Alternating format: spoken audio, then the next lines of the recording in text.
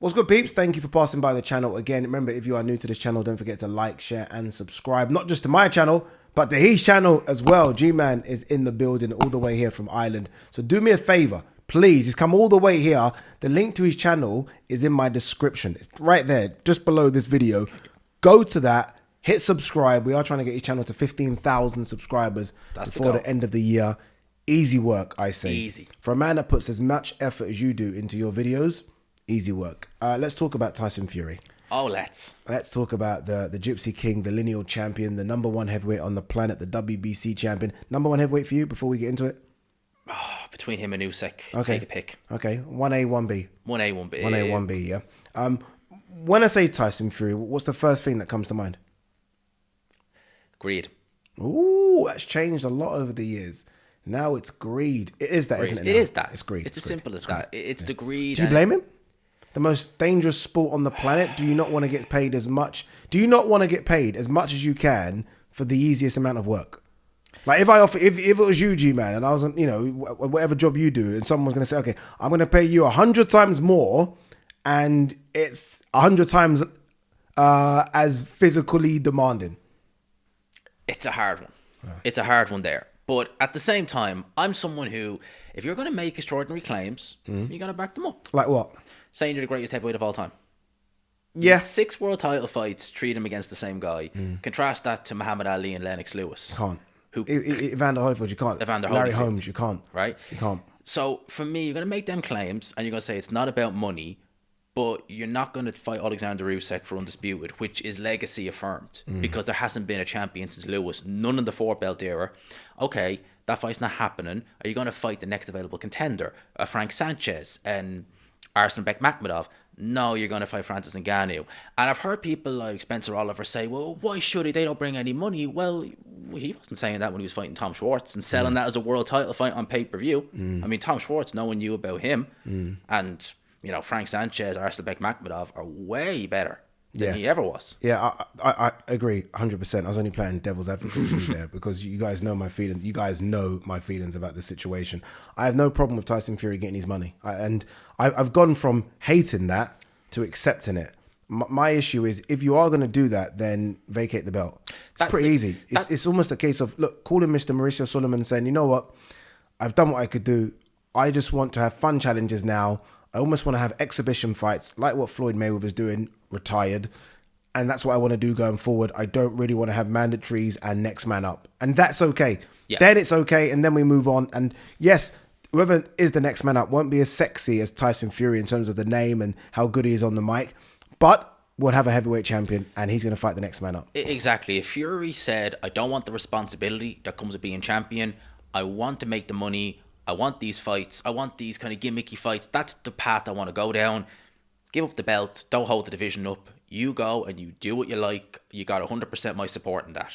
Because you're not holding anything up. Yeah. Everything is moving along. Yeah. But you're not doing that. And the WBC... Disgraceful. I mean, Sullivan said, we can't just force a mandatory. It wouldn't be right. Look, only go back 2 years ago. Artur Beterbiev got a mandatory of Marcus Brown slapped on him when Brown hadn't fought a WBC sanctioned bout in years. He'd had 1 fight since 2019, a 10-rounder, and he weighed 180 pounds. I wasn't even a WBC bout, and they just named the mandatory. So you can do it when you want to, but for Fury, you won't do it. And what makes me laugh, what makes me grit my teeth is that they almost act like there are no contenders out there that want this opportunity. I'm like, what are you doing? There's hundreds.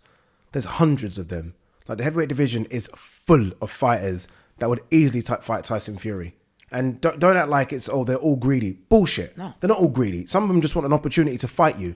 And they'll take that opportunity for less than 7 figures to fight you. Because you know what? They know there's a chance to fight Tyson Fury, the greatest heavyweight of this generation, and to become WBC heavyweight champion. Everyone will do that. As did Tyson Fury when he fought Vladimir Klitschko. Exactly. So he knows the people. There are Tyson Furies waiting for Tyson Fury.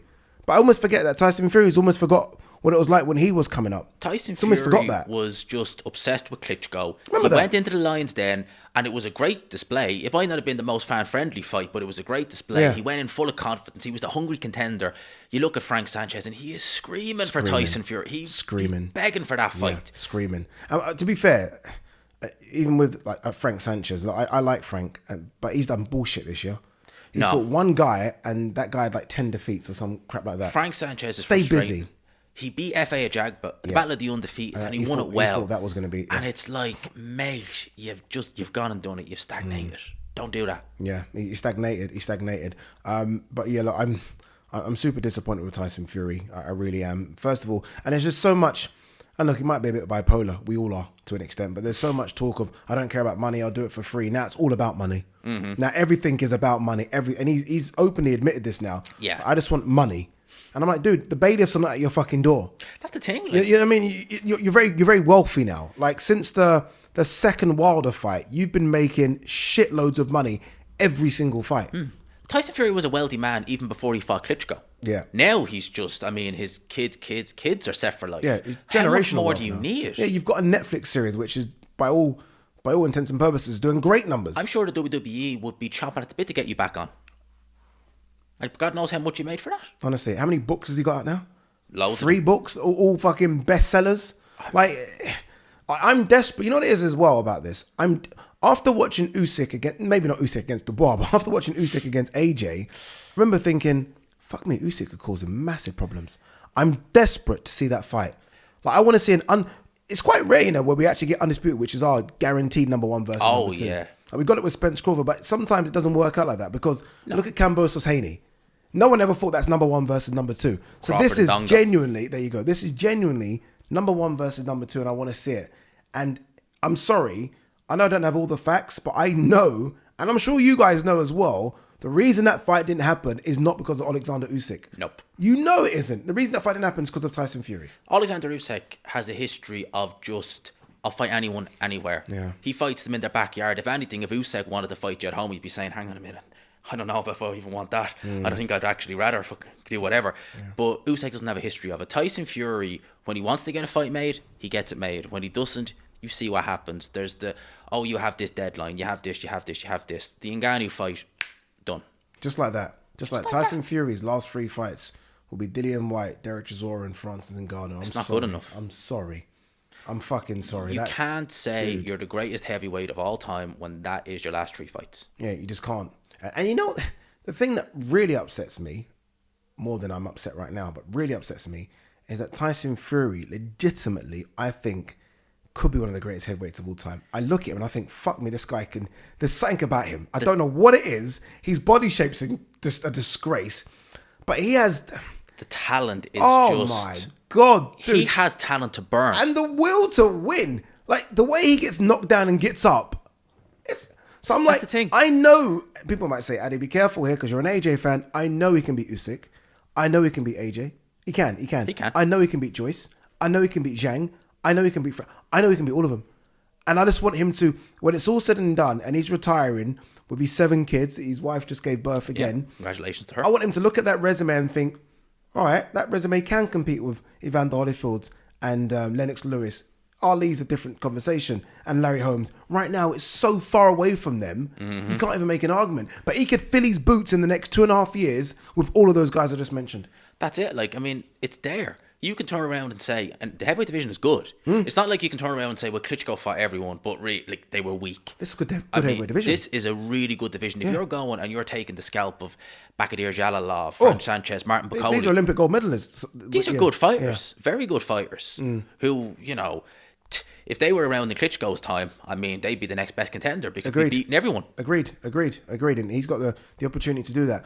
Any interest at all with the Usyk and Ngannou fight? Be honest, don't lie. Fury and Ngannou? Yeah. Sorry, Fury and Ngannou, apologies, yeah. The undercard they've talked about. Yeah, and that does sound, Wadley versus Adelaide after... That's not for the British title. I know, that is a little bit disappointing. And when I read that, I was like, why? But then I can understand it's not in Britain. So I kind of, it's weird. I kind of get why the British Boxing Board of Control is like, we're not sanctioning it. It's in Saudi Arabia. The money you get for the British title compared to what you get for fighting in Saudi, we know that they want that.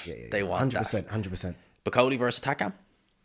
That's a good fight. It's a good fight, especially considering that both of them have fought Tony Yoka recently. Takam gave Yoka a hell of a problem, and obviously Bacoli beat him.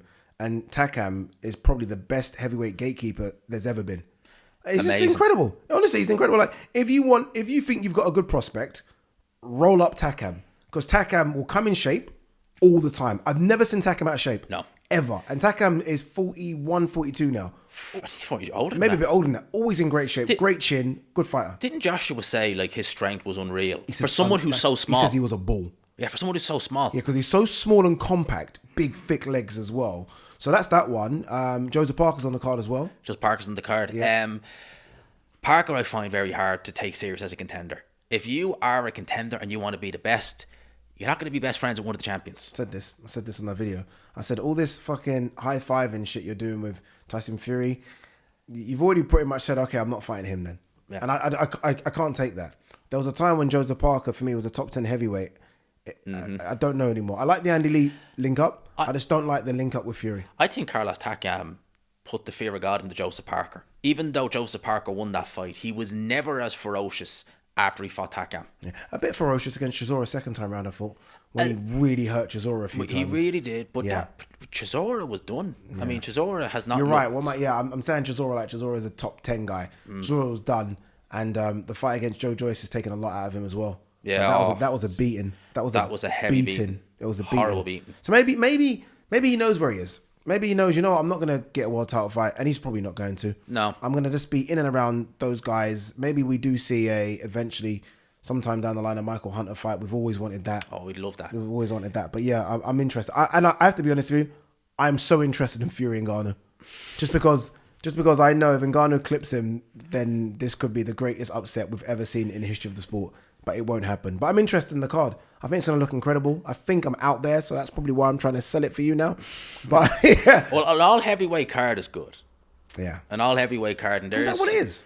It's looking that way. I've heard rumors it's going to be all heavyweights, and to be honest, That's what we wanna those three see. fights. Give me that. I don't want to see Those anyone three else. fights are good. Yeah, give me that. That's all you need. And by the way, it doesn't need to be a 10-fight card like Frank Warren does. Just give me 4 fights and make it all exciting, all action, which I think all 4 of those are, and take money. Wadley Adelaide is going to be. Mate, that's sensational. That one is. All right, G-Man, as always, my man, appreciate you coming on. Guys, you know the channel.